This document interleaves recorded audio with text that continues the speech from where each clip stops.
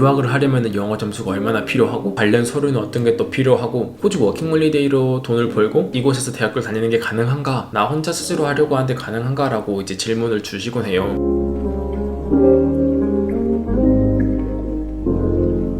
안녕하세요, 준이에요. 제가 퍼스에서 지낸 지는 벌써 3년이 되어가고 있고요. 저의 호주의 첫 도시는 브리즈번이에요. 호주 첫 도시에 대한 느낌은 남다르잖아요. 한국과는 전혀 다른 곳이 호주고 낯선 곳에서 일부터 집 그리고 친구까지 하나하나 만들어 나가는 그런 경험을 한 곳이다 보니까 첫 도시에 대한 느낌이 남다를 수밖에 없다고 생각을 하고 있어요. 저는 브리즈번에서 1년이라는 시간을 보내고 이제 동쪽에서 살아봤으니 한번 서쪽에서도 살아보자 라는 마음으로 이제 퍼스로 오게 되었어요. 이곳에서 지내는 시간이 길어지면 길어질수록 다시 이제 동쪽으로 넘어가기란 쉽지 않더라고요. 그래서 항상 생각을 했어요. 누군가 나를 지원을 해줘서 브리즈번에 다시 돌아갈 일이 생겼으면 좋겠다. 그랬던 그 생각이 몇 년이 지났지만 저의 그 바람이 실현이 되었어요. 호주에서 지내는 분들이라면 또 아시겠지만 계획은 계획대로 흘러가지 않는다. 호주에서 대학교를 다니기 위해 호주에 온 게 아니에요. 약 1년 전으로 거슬러 올라가서 제가 2년이라는 시간을 호주 워킹홀리데이로 보냈고 그때 당시 이제 코로나가 발생을 했고 한국에는 돌아가고 싶지 않아가지고 비자 연장용이라는 학교를 다녔어요. 그렇게 이제 8개월이라는 시간을 이제 비자 연장용 학교를 다니면서 학업적으로 만족하지는 못했지만 그냥 호주에 있다는 사실 자체가 좋아서 이제 만족하면서 지내고 있었어요. 그 8개월이라는 시간도 거의 끝나갈 무렵에 코로나는 계속 진행되고 있었고 다른 워킹홀리데이는 무기한 정지된 상태였어요. 그때 결심을 했죠.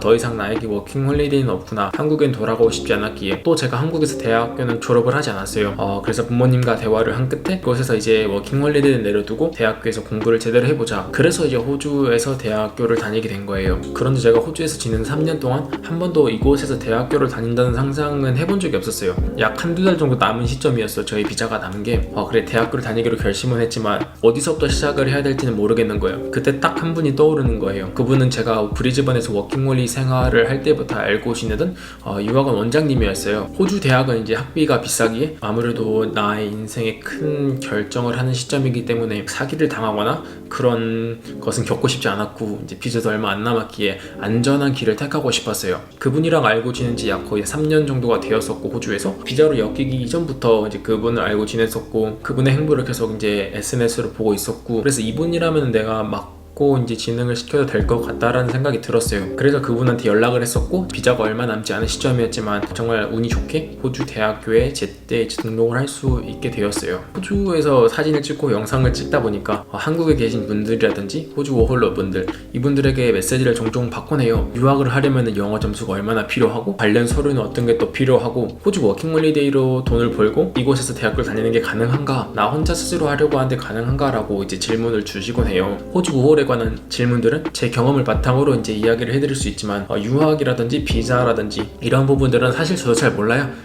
이제 호주 대학교 진행을 했을 때 그분이 저에게 주라고 했던 그런 서류들을 저는 들었을 뿐이고 그분이 대부분 다 하셨기 때문에 학교 측이랑도 그분이 다 연락을 하셨고 저는 가서 뭐 시험을 치고 뭐 서류를 영어로 된 서류를 드리고 이렇게 했을 뿐이지 저도 자세한 것까지는 몰라요. 구독자분들이나 뭐 팔로워분들이 질문을 드리면은 제가 선택했던 그 유학원을 소개해드려요. 제가 믿고 맡겼던 분이기에 신뢰를 해야 되니까 이분에게 연락을 하라 해가지고 그분 이제 연락처라든지 뭐 유학원 이름을 알려드렸어요. 다시 처음으로 돌아와서 아까 제가 바람이 실현이 됐다고 했잖아요. 그 바람을 실현시키게 도와주신 분이 제가 말하고 있었던 그분이에요. 유학원 원장님. 그분이 최근에 연락을 주셔서 같이 협업을 하자고 갑자기 너무 갑작스럽게 연락을 주신 거예요. 근데 하필 제가 이제 학기가 이번 주에 시작을 했어요. 오늘이 대학교의 1주차 지금 2학년인데 그래서 엄청 고민을 많이 했죠. 이게 가는 게 맞나? 대학교 난 공부에 집중을 해야 되는데 하필 또 운이 좋게 코로나 시즌이어서 온라인 수업으로 하는 것도 있었고 그리고 이런 기회들을 뭔가 놓치고 싶지 않더라고요. 한 주 수업 한 몇 개 빼먹는다고 내 인생이 크게 달라질 것 같지도 않고 그래서 가기로 결정을 했어요. 그래서 이제 그분이 이제 비행기 표를 저에게 보내주셨고 저는 그 비행기 표를 타고 다음 주면은 일단은 골드코스트라는 곳으로 가요. 유학원이 골드코스트의 베이스라고 있어가지고 오래 머물지는 않지만 그래도 브리즈번도 갈 수 있을 것 같아요. 제 고향인.